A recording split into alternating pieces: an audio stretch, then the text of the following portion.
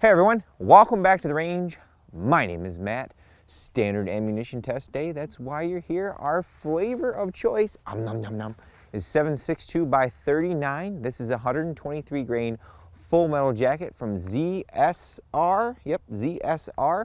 Zinc Point has these. What's unique about these is they actually have a mild steel core. Let's throw him on the table and see what we're going to do today.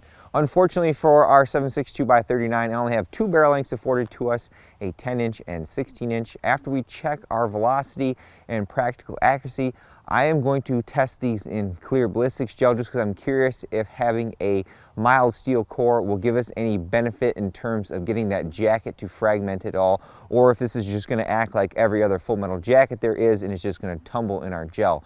There's a pretty long thread over on the AK files talking about our Zinc Point 7.62x39. A couple members over there donated some ammunition as well as I picked some up. It's fairly well priced at, I think it was $6.50 a box for 20, and there's a free shipping code that they had, so it was very economical to pick up.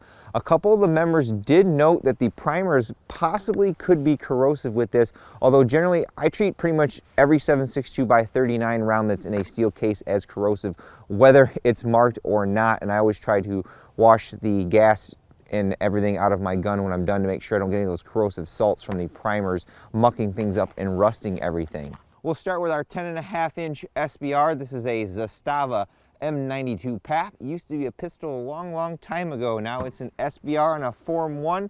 Got our Manticore Arms triangle folder out back, a Vortex Spark out front, JMac Customs RRD 4 up front for maximum recoil reduction.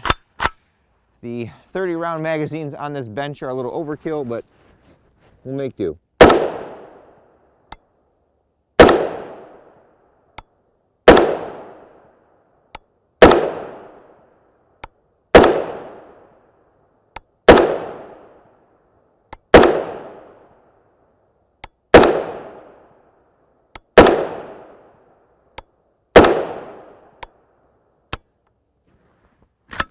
Not too bad. We'll see what the 16-inch gets us.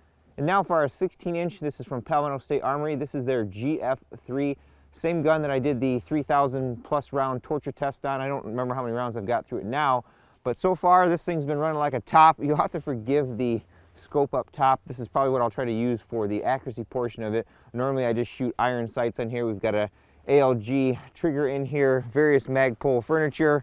Very nice.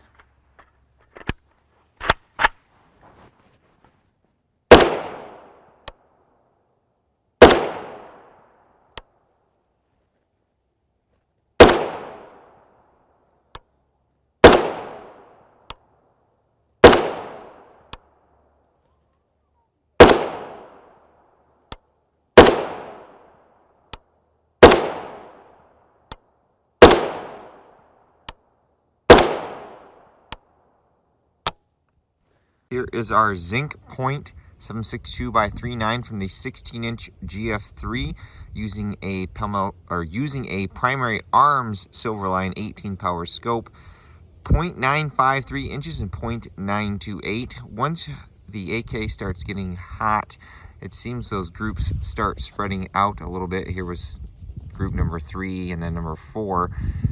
But so far, those are not bad at 25 yards. We're going to step back to 50 and then see what those groups are like. Here is our Zinc Point from the 16-inch GF3 at 100 yards using the primary arms 18 power scope. Hopefully those that watch never get tired of me saying that, but I try to give you guys as much information as possible for recreating these setups. I do shoot from a lead sled, so it's pretty solid. That side mount though is not the greatest, but we're 2.660 inches. 1, 2, 3, 4, 5. Not terrible. We always seem to get a flyer or something when we get the AK pretty warm, so you got to take your time shooting groups with that and go slow, allow it time to cool. At least in my experience, I've thought about picking up a Ruger American bolt gun in 7.62x39 to see if that would give us any better accuracy. I'm kind of interested if our mild steel core will give us any better reaction in our clear ballistics gel from in the past when we've tested other full metal jackets with lead cores. Typically, I've never seen any of our 7.62 by 3.9 have any kind of effect in clear gel. Sometimes people get fragmentation. I normally just get the projectile flattening and penetrating all the way out of both blocks. So we'll start with the 10-inch PAP, and then we'll go to the 16-inch. It's a 6x6x16 clear ballistics gel block. I think it's been melted a couple times. Got the chrono going and the slow-mo.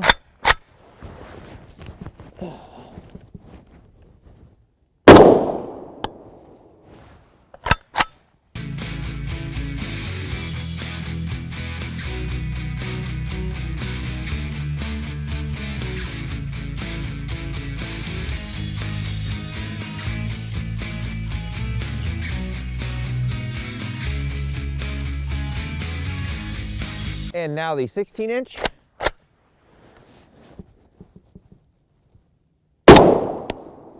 Shot way too low on that. I'll have to go check that shot.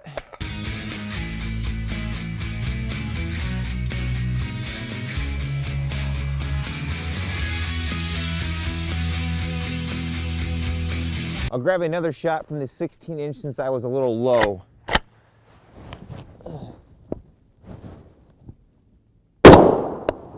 That one's right on the money.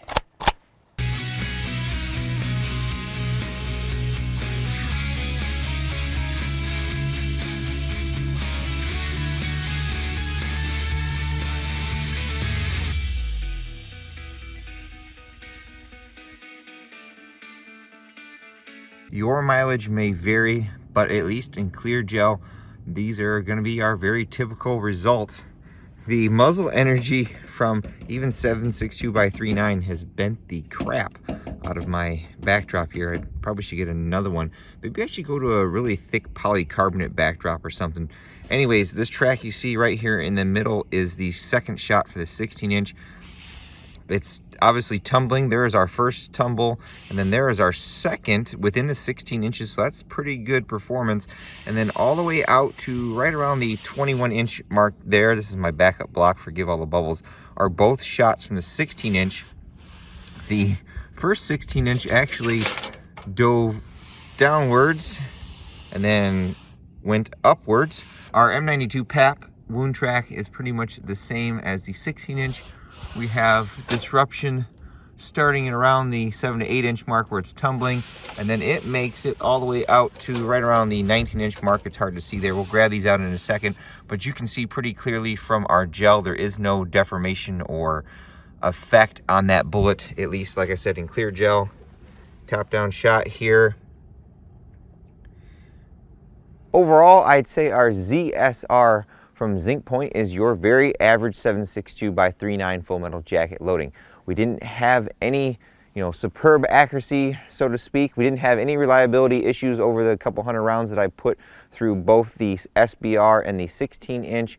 We had very typical gel penetration when we tested them, just as pretty much a full metal jacket that's going to tumble. There wasn't any fragmentation of any kind.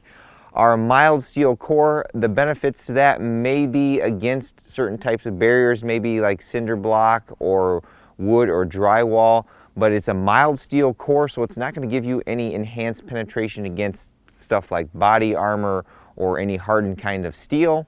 I would say the only downsides to this ammunition are its slower than average velocity and the potential to have corrosive primers. I know Zinc Point has said that they're non-corrosive, but someone over at the AK Files did a corrosive test on them and found them to be corrosive, as well as the corrosive rust that I found in my gas tube cleaning the GF3 after an outing. I think I'm going to make like a tree in leaf, but at the end of all my videos I take a moment to thank all those who helped make these possible. Number one is my Patreon supporters. Number two is fellow members over at the AK Files who donated some of this ammunition for me to test, as well as Zinc Point for sending some for us to test as well. And of course, number three is you all for watching. Until next time, I'll catch you at the range.